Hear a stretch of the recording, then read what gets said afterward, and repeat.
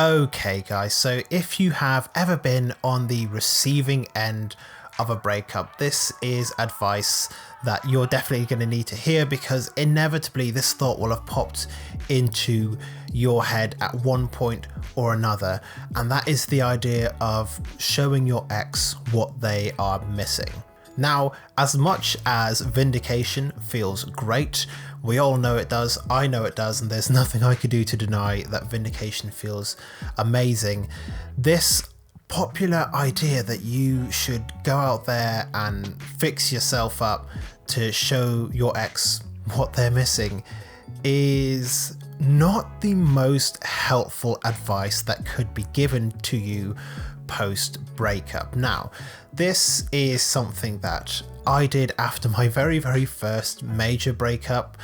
I went out of my way to try and show my ex exactly what she was missing by getting super fit and making a lot of friends if I could, and trying to show off in a very superficial way. And ultimately it just hugely backfired, because it made me overly obsessed with what she thought of me and of whether or not I had won the breakup, as it were. And of course that it is important that you learn and grow after the end of a relationship so that you can make sure that you don't end up in that kind of relationship again.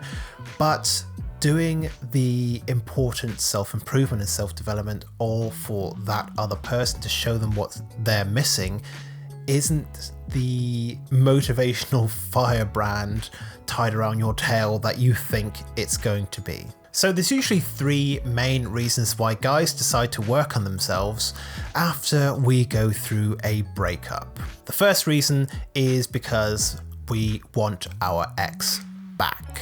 And it's absolutely fine to want your ex back. That's great.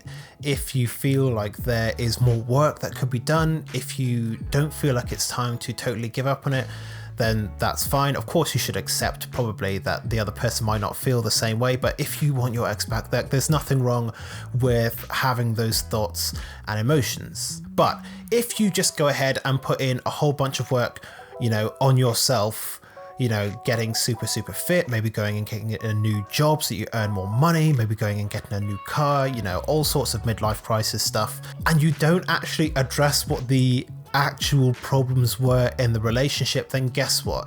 If you do manage to get your ex back, you're going to fall back into old habits, and the result will be exactly the same. Because a lot of the time when we try to show our ex what they're missing, we tend to fall into pretty superficial things. So, going and making sure that we're getting more money, getting a new car, working out more and getting super fit and jacked, or something like that, going and getting a new haircut, going out to a bunch of nightclubs and taking pictures with a bunch of girls that you surreptitiously accidentally send to their Snapchat and post on Instagram and accidentally tag them in it, all sorts of things. And it's very superficial, and as I said, it doesn't really deal with the actual problems themselves. If you don't address that, then as I said, you'll fall back into old habits and things just won't change. So that's the first reason why we have this need to show our ex what they're missing.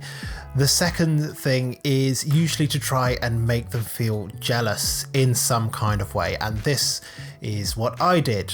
I was trying to make my first main ex feel very jealous when I got into university. So I was always putting up pictures of where I was going and me meeting different girls, even though there was really nothing going on there. These were just people that I had met like in passing, but I was putting pictures, we were taking Snapchat pictures and everything together that I would put out on my Snapchat story, knowing that she would see that and it would make her feel, or at least I hope that it would make her feel jealous at the time. And I'll be honest with you guys, when I did that, I was super insecure and super needy. If that's what you're doing, then I don't want to be an armchair psychologist, but if the shoe fits in that. Newsflash, it is not healthy for you to be insecure and needy. And then the third way to show your ex what they're missing is actually just to not do that at all. This is the third path that some guys take, and it is the path that is far superior, which is doing personal growth for you. Like, it no longer matters what that person thinks about you. If you identified in yourself, like, right, the reason that my relationship ended is because of reasons X, Y, and Z. Okay, I'm going to fix that. But also, I don't feel too good about myself. So yeah, I'm going to go and, you know, have a new hairstyle, and I'm going to go and maybe get a new job and start earning some money and buy a different car and so on and so forth.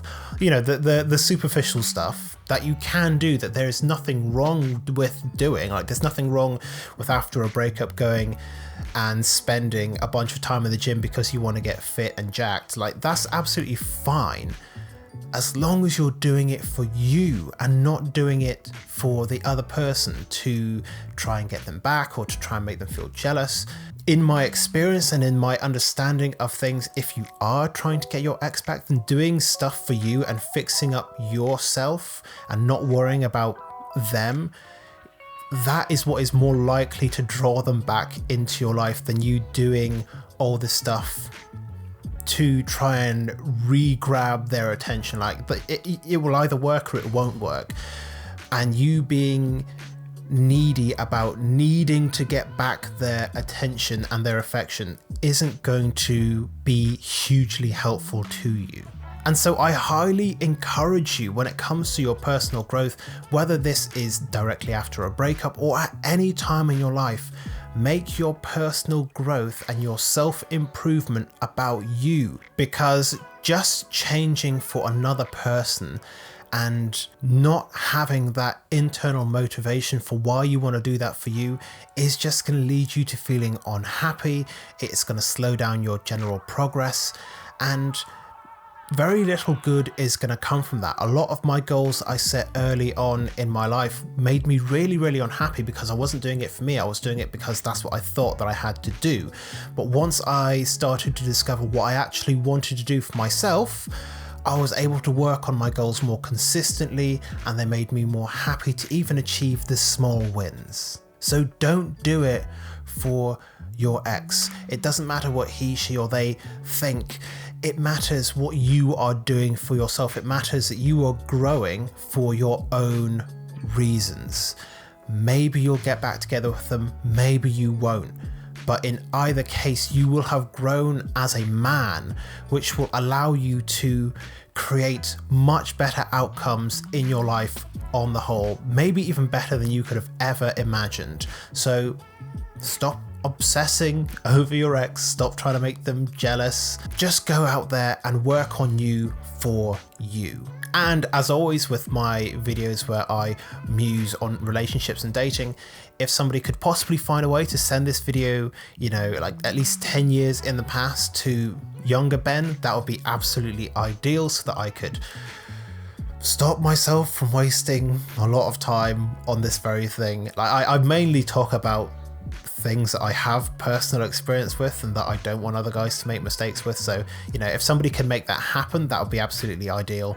But otherwise, thank you very much for making it all the way to the end of this video. Make sure you leave your thoughts and questions in the comment section down below.